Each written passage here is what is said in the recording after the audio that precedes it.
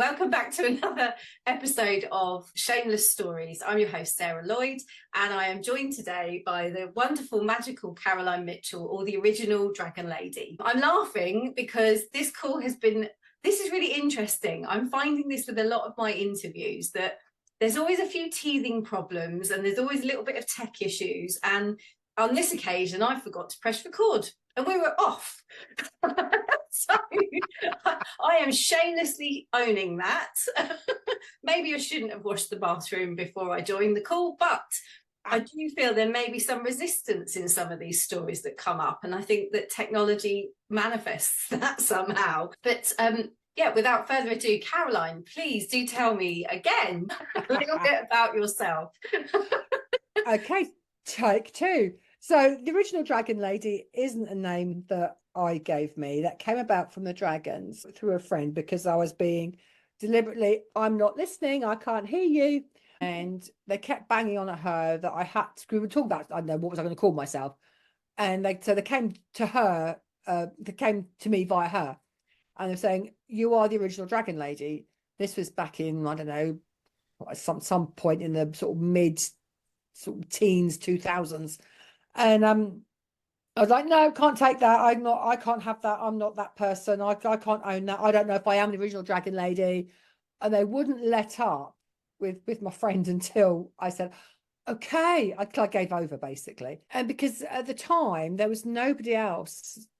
There's still very few people doing the dragon work that I do. I've met a lot of dragon people, especially with the advent of Dragon Thunder, the Dragon Thunder Summit each year via Kevin and Humphreys. There's lots of us now, but at that time there was nobody else doing dragon work that I could find on the planet, and I had quite a big database. So I've been in the game since the late 90s, but there's nobody else on the planet doing dragons at that time. So that's sort of how I ended up with being called the original Dragon Lady. Love it. But yeah, my story goes sort of, obviously I had a life pre-dragons. Yes. And I started out as it's how the universe, dragons conspire to bring you to certain points and places. And this was in 1999, 2000. So about 25 years ago now. And we'd done a big trip across America. And the point of that trip was so I could actually trade directly with the indigenous peoples of America and the First Nation people. And I wanted to buy jewelry and things to sell back in the UK at workshops and things that I was holding. That's a whole story I won't go into just now, but it was the way it just happened. It was absolutely being aligned or lined up by spirit, by the dragons. And then when we came home in January 2000. My son had been really poorly with bronchitis, so we were on our way back from the chemist getting his prescription, and I clocked that the shop, the old hairdressers, was still closed, empty. And I was literally given a message: you're opening that shop, you are going to sell, it's going to be a holistic center, it's going to be crystals, it's going to be training directly with the Navajo Indians. And that was on like the 6th or 8th of January. Mm-hmm. I opened that shop on the 21st of March at spring equinox. And a part of that time I was working out my notice at Mercedes-Benz and a 6-year-old. Not too much on your plate then. No, not too much on my plate. And we were putting late nighters, getting the shop ready and whatever. Thank God my husband's a tradesman. And so that's where my full journey into the mind, body, spirit world started. Mm-hmm. I had the shop for about 18 months, and like as many people know that have dipped their toe in trying to do shops and mind bodies with in the new age arena, how difficult it is to make money. So I did about 18 months out of that. And I had to close the doors on it. And there's another whole story attached to that, the way things work out. So while sort of perusing what I do next, offered to a psychic fair to get a reading. It's like, I need to know, I'm stuck, I need some direction. And it's sort of September, October time, but it's really nice weather. Yeah. And this acorn flew in my car window, tiny acorn, landed in my lap, another message: from little acorns, great oaks grow. Of course. I went, what the hell does that mean? Well, I get the concept. And so I had this reading, and this guy said to me, you've got a database of people. He said, you need to start a newsletter. He said, get your newsletter up and going again. He said, You need to bring people together. Your job is to bring people together.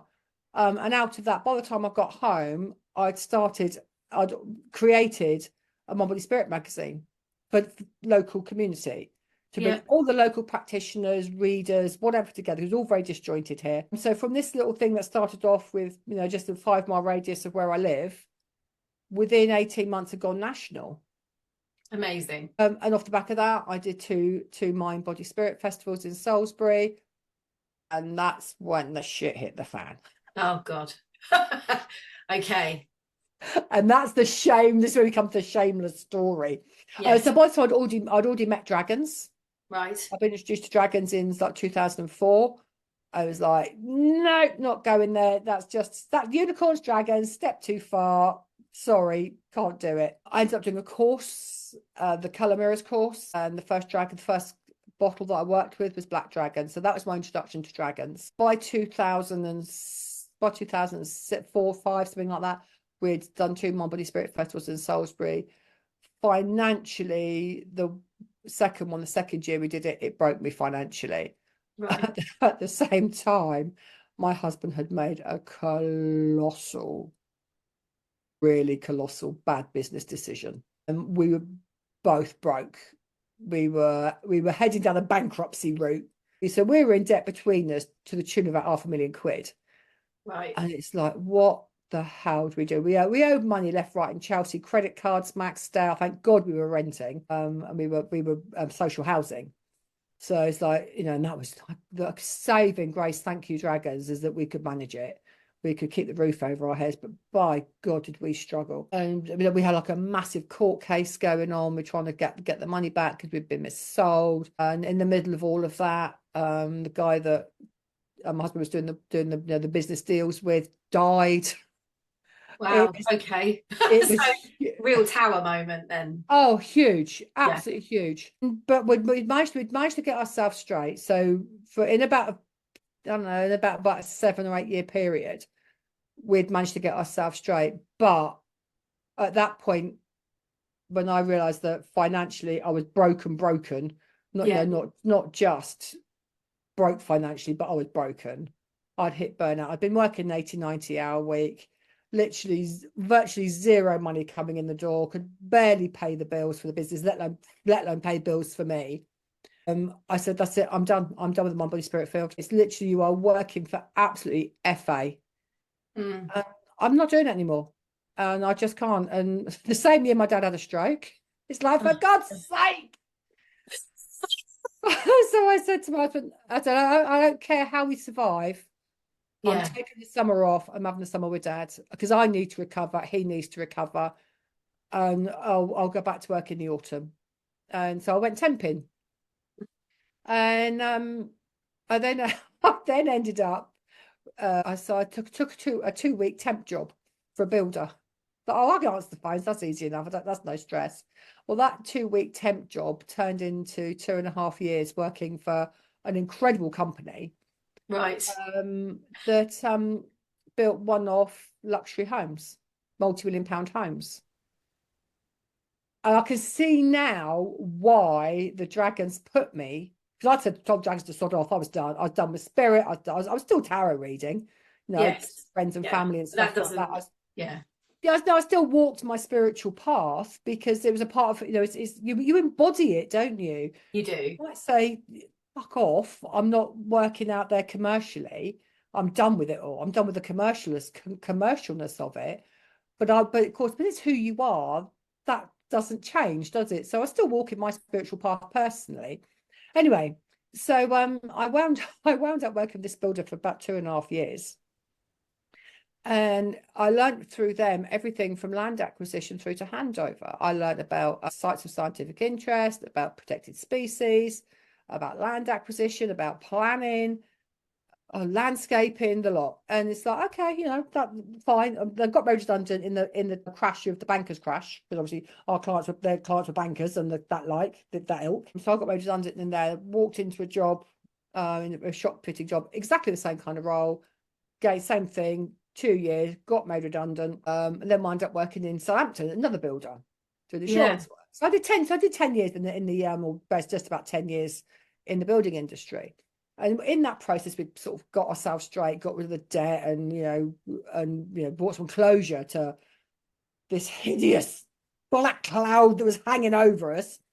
And we'd been house hunting, and my mum had rung and said, "There's a house coming up just down the road. I know it's not where you want to be, but I think it's perfect for you."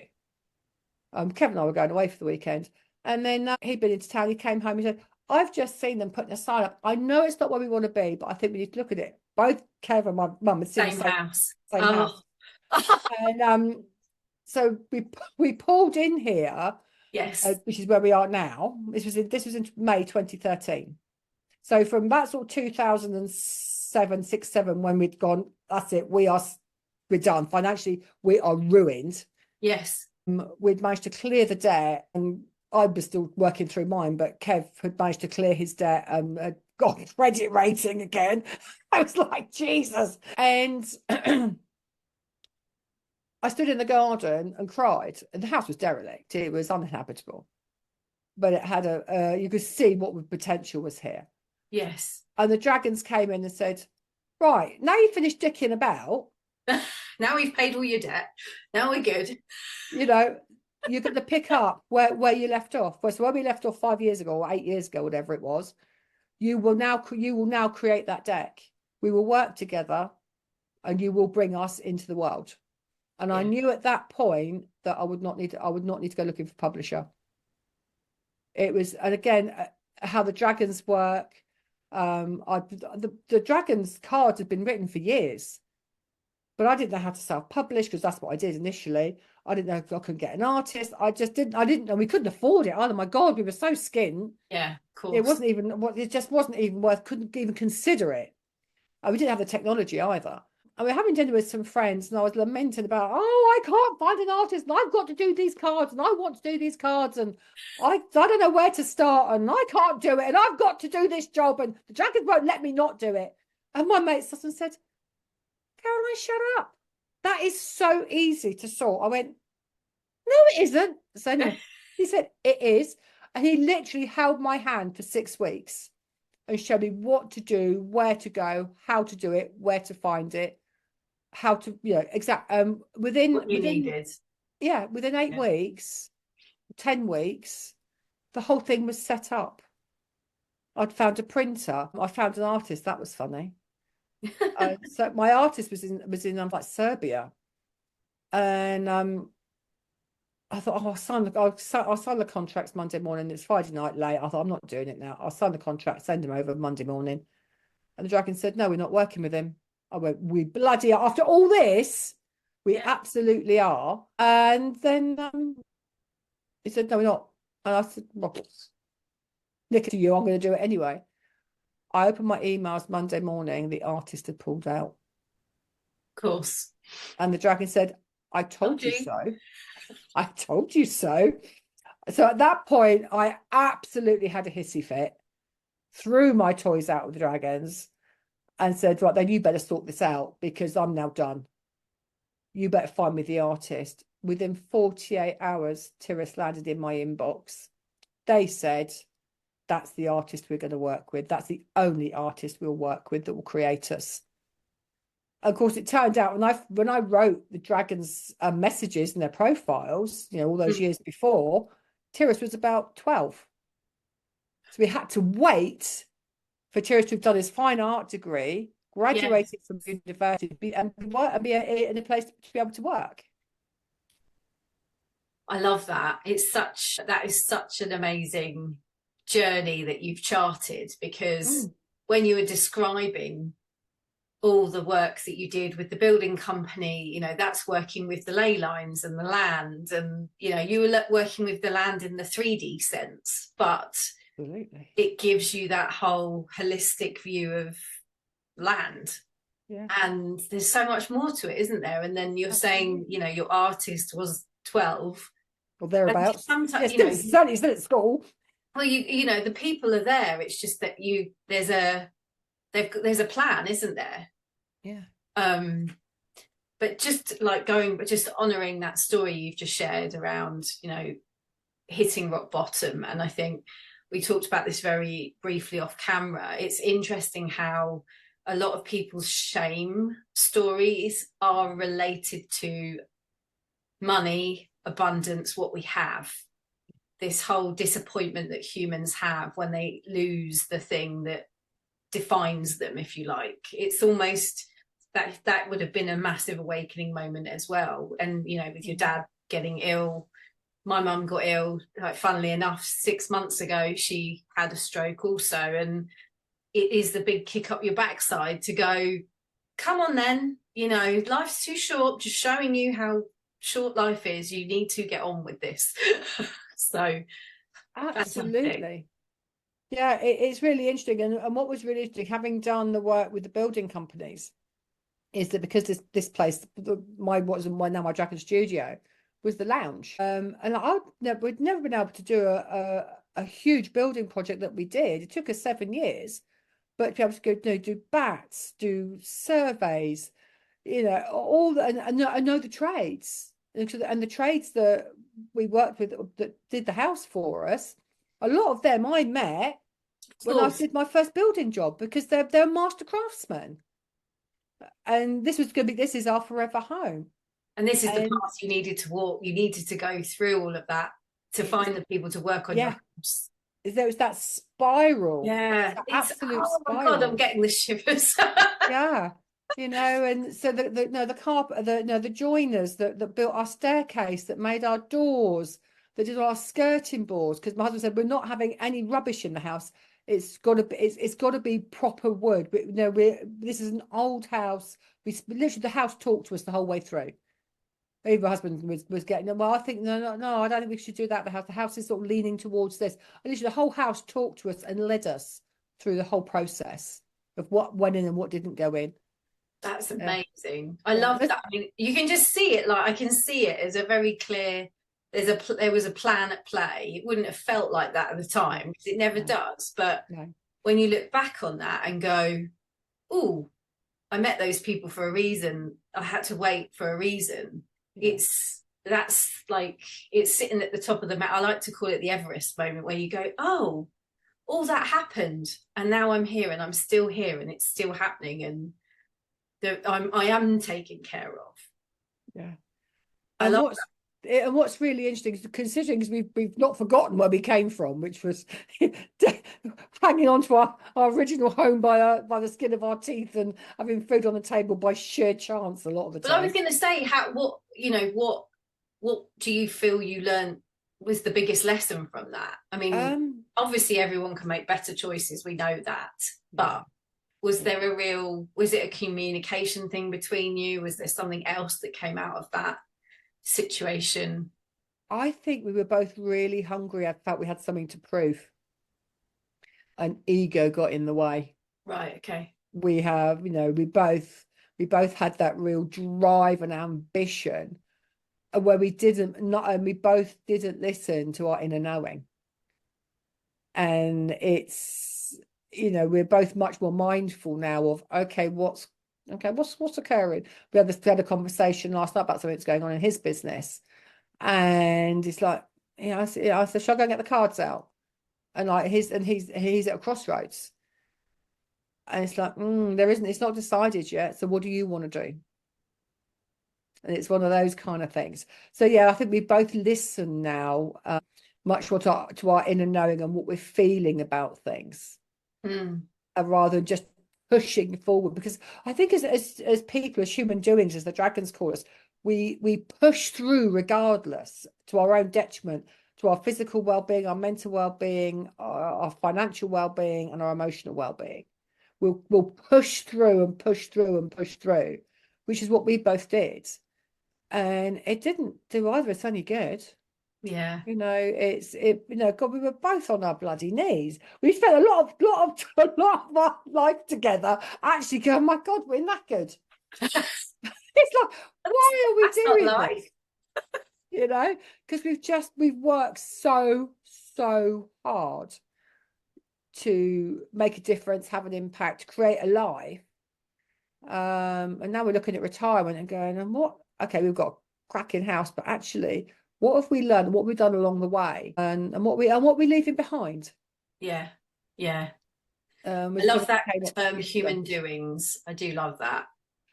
well, you see, the whole point of we're being human beings is that actually we're meant to just be that quiet stillness, that inner reflection. That's the whole point of being still, being quiet, being reflective, being calm. But it's about being and embodying being. But actually, we don't. We're doing. We're always doing, driving, driving. Yeah. And we'd all do so much better to go, and breathe. Bring it back to center. Yeah, let's just stop, drop and ground. Someone said to me once, stop, drop and ground. Come on. Okay. Yeah. Oh, I like that. That's actually really good, isn't it? Stop, drop and ground. Because all the time that we're in our heads, because when we're rushing and charging forward, we miss the signs. We do. We may potentially We make it so much harder for ourselves, don't we? Yeah. Yeah. We're being so cerebral, so in our heads that we actually forget to connect to our hearts, to that, stop, drop and ground. Yeah. That's yeah, very powerful share. I was going to say, so I always ask this question, what would be the worst thing you could read? So like, obviously most people know that I do PR as well. So I work with the media and, a lot of people will say, oh my God, I can't share that. Can you imagine that on the front page of a newspaper? And I just want to stick, like, it's interesting because like you've shared a lot with me today and a lot of things that people would not want to see plastered all over a newspaper. But is there anything that would feel funny in your body, shameful? Yeah. Or are you completely shameless? Yeah. The headline of like, oh, broke, debt, owes us money, didn't, all that kind of stuff. But I think probably the biggest one for me would be fake fraud. So, crazy dragon lady. Yeah, it's she's a fake, she's a fraud, she's all does that. Does that still feel? Yeah, there is still that element there of going, who the hell do you think you are? Right. There's that. It's not like it's a lot less, and there's still the little voice of it's the imposter syndrome, isn't it? It's who the hell's going to listen to you? Yeah. What who do you think you are? Me. All that those type of things. It's It's like, I can't do. And promo. So, oh my God, I'm so rubbish at promo because it is that thing of not being. I suppose it's like not being good enough. Yes. Not feeling you've actually. I suppose it's not. It's almost like it's not really believing or owning that you've actually achieved anything and that you're good at what you do. And it's so that for me be that is that they're a fake. No, she's a fake, she's a fraud. She doesn't know what she's doing. She talks about a tribe. Who's she kidding? Delusional. Delusional. Do you think that comes with age, or do you think that is because you talk to dragons, and other people can't see them? It's like, I don't believe you, because I mean, there are people out there that believe it, and there are people that, because they can't see it, it's absolute rubbish. Do you feel it's the bit of those things, or just interesting, really? Yeah. I mean, I see dragons when I do Reiki. I have a black one that comes in and sets fire to all the energy and burns all the bad stuff away. So, you're preaching to the converted, right? Yeah, but of course. If I'd have spoken to you, baby, even 15 years ago, I'd have probably gone, all right. What is she on? But actually, no, I think I say that. I think I might have gone, okay, but then I think there may have still been a little bit of, I kind of believe it. But I mean, the thing is, I've always I was fascinated by tarot cards. I read the astrology as a teenager. I was in the library looking at books about what, it was mainly the occult and tarot then, dragons and unicorns and fairies and other elemental beings didn't even feature in, books that were around. So I think it's so amazing that you can't be making it up, because other people are doing this and other people are talking about dragons and fairies and unicorns, and obviously Diana Cooper as well. There's lots of people out there working with this energy. And I guess the other thing as well that I've found is, even if you can't see it, there is a different feeling around a dragon as opposed to a unicorn, as opposed to it, and you can feel the different energetic blueprints of those beings. But also, like, why can't I guess the reason why people believe in angels, because we've had that drummed into us from primary school because of Gabriel. Yeah, exactly. Kind of believable, because Angel Gabriel told Mary. Yeah, and the thing is, and the angelics, because they are, or I'll use the word recent history, through Christianity, of course. So the angels are much more acceptable. Yes, because because we're in a Christian society, or predominantly a Christian society. So of course the angels are much more acceptable. But people think dragons, they think fire-breathing, maiden-stealing, gold-hoarding beasts. There's something to be destroyed. And if you go back to Adam and Eve in the Bible, in the is it the First Testament? I'm not great on the Bible. yes. And the Garden of Eden, and the serpent talks Eve into eating the apple, which is brings wisdom. Is this, and the serpent and the dragon seem to be interchangeable within the Bible. Yeah. And they're always portrayed from a Christian point of view as the bad guys. Bad press. Yeah. And so I think there's also that reticent, not with people if we look, it's a collective, it's a part of the collective consciousness. Yes. People are wary of dragons. I agree with you on that, but I also feel that is shifting.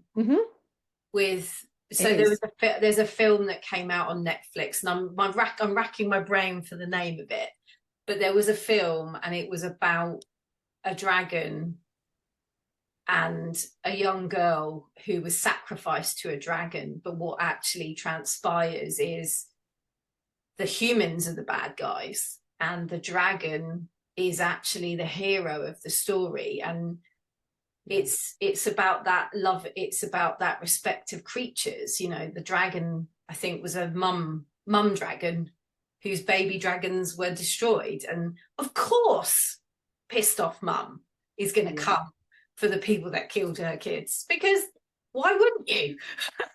Exactly. So I feel like there is I do feel, I've also, when I've spoken to other people, there's this similarity between the feminine and the dragon energy. And there's this kind of, with the female energy in the past, with the bad press around the harlots, and, at the end of the day, they protect their children and their own. And I feel like there's an element of dragon energy in all women. But there's this abundance piece, like you were saying. I feel like you almost need to have everything removed to then respect and attract the abundance you really want and need in your life. And I think we're in a dragon year, aren't we? Yeah, we're dragon currently. So it's the year of abundance, and but it's not about stealing the gold, is it? It's about protecting the gold. And what I've learned this year is they're the guardians of humans and the protectors of gold. And they encourage us to bring the two together. I've got a workshop coming up in January 25, which is manifesting with the dragons. And it's sort of putting together all the years that I've been working with the dragons and the 20 odd years, I don't know, 25 or so years of working with manifestation and abundance. It's been a bit hit and miss over the years. But, you know, the dragons have led my path and I've sort of wound up to where I am now. And it's this whole sort of manifestation and abundance stuff. It is actually doable, but again, the dragons have led me down this path once more. Yeah. Is that it's all based in healing. And because I was running a retreat. I was co-hosting a retreat a couple of weeks ago. And so one of the things that we covered in the retreats was all the work that I was doing with the ladies is, are you a giver? Oh, let's do this with you while we're live. Sorry, this is completely impromptu. Sorry, Sarah. That's okay. I'm up for it. Do you feel that you give and are naturally a giver? Yes. 100%. Do you overgive? Yes. Okay. Are you able to receive? No. Okay. Well, I do, and it's apologetically. It's kind often comes with an apology for like, oh sure, are you sure? I know. Okay. Mm. And so around your giving and receiving, what is your deservedness set? Do you feel that you deserve to receive? So I'm working on that. And this is the work that I was doing on retreat with ladies a couple of weeks ago. And it's when you've got a group of 10 people, I mean, we had a big whiteboard, and we literally had a sort of giver and giving in the center, where a big spider diagram. And once one person writes on the board, you can see the whole group shift. Yeah. And it's like, oh my God. And all the reasons why you give, that whole explanation of justifying why you give and what the giving's about and what does it do. And it was amazing. And then, of course, when we came into receiving, it was, then we've gone into being selfish and greedy and all that kind of thing. It was really interesting what came up. And then, of course, when you come to deservedness, it was like, well, I'm not good enough. I'm not worthy. I don't deserve it. I haven't got enough time, money, education, letters after my name. I'm rubbish with money. I'm dyslexic. All the reasons came out of why people don't deserve to have, something in their lives, abundance, money, time, relationships, whatever. And it was a really good, very powerful exercise. Very powerful, because I'm going to go away and journal on this, I think. And listeners, if you are listening, I think you should too. Yeah. Oh, I could talk to you all day. Is there anything else you want to share before we wrap up? No, I think probably Don't you have an amazing retreat lining up for next? Oh, I do. Yes, of course. Talk about retreats. So it's all very much in the planning stages at the moment. But my next retreat's going to be in 2026. Fingers crossed, if it all pans out well. Amazing. Is on a private island in the Shetland Isles. So watch this space. So we're opening a register your interest will be going up on my website this week. And as we pull all the details together and all the costings, and because it's going to be a big one, it will all be available on my website, hopefully, and sign up by January 2025. So it will be plans, because it's a big retreat. It's potentially going to be 14 days. That's a trip of a lifetime. Amazing. 14 days of being on an island, like. Yeah, well, I think we're going to split it in half on an island, then half doing like the stone circles around the top of Scotland. If we can put it all together, it's a logistical nightmare, but we're seeing if it's actually you can do this. We can. It's it's going to be a trip of trains, planes, automobiles, boats, ferries, minibuses, walking. It's going to be it's a big itinerary to pull together, but if we can do it, it'll be 14 days in the Highlands Islands of Scotland, doing stone circles and sacred lands. Oh, and that you've also got a book out and a deck. Oh, of And course, yeah, don't and forget you told that. me a lovely story about that. The fact that your artist, Mm, 12 years old when the cards came through to yeah, you, and it was almost like you were waiting for him to get through his degree and all absolutely. of that. That's, I mean, how amazing is that? Do you know what's really interesting? These were 4 yesterday. Well, they thought, oh my It's God. their I fourth remember when you birthday. did those.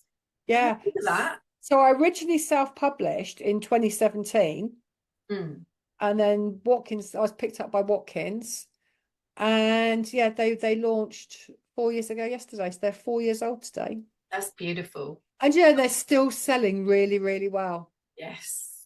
They're, people say they're the most amazing deck, they're the best deck I've got. They're just, the messages are so on point because being dragons, they are very direct. Yeah. Yes, they're 4 years old. The Dragon Path Oracle's 4 years old yesterday. And then my book, which followed it 2 years later, How to Live with Dragons, is actually 2 this month. Amazing. Yeah, and people have, I'm getting so many messages of people saying, "Oh my God, it's my Bible. I'll give it to my students." So people that teach in Dragon, my students get it. It's just people have read it and read it and read it. They go back to it time and time again because there's 25 years of information in here that I've pulled together that was relevant. And literally we cover the Wheel of the Year, we cover all kinds of dragons, and how to work with them. Amazing. That's Um, epic. Thank you for sharing your beautiful book and deck with us. And if you want to look up Caroline, how can they find you? How can we find you? So you can find me all the usual socials. Website is carolinedragonlady.com, I think. I'll put The these in the face, show notes as well. thank But you. yeah, Yeah, and usual if socials. Just if you put in Caroline Dragon Lady into Google, it'll probably bring up most of my socials: Instagram, Facebook. I've got a TikTok apparently. My VA handles my socials because it's like I can't do all of that lot. Yeah, so YouTube. There's a lot on YouTube. So again, it's Caroline Original Dragon Lady on YouTube. So amazing. I've just hit just over 2,000 subscribers on YouTube. Yay! Thank you so much. And this will also be on YouTube, hopefully. Oh no, All make been sure I've got a link and I'll share it to mine. amazing. But it's been an absolute pleasure talking to you on Shameless Stories today, Caroline. Thank you for coming on. Oh, And thank you. listeners, if you know where to find Caroline, and they'll also be in the show notes as well. So thanks again for listening, and we'll be back with another episode of Shameless Stories soon.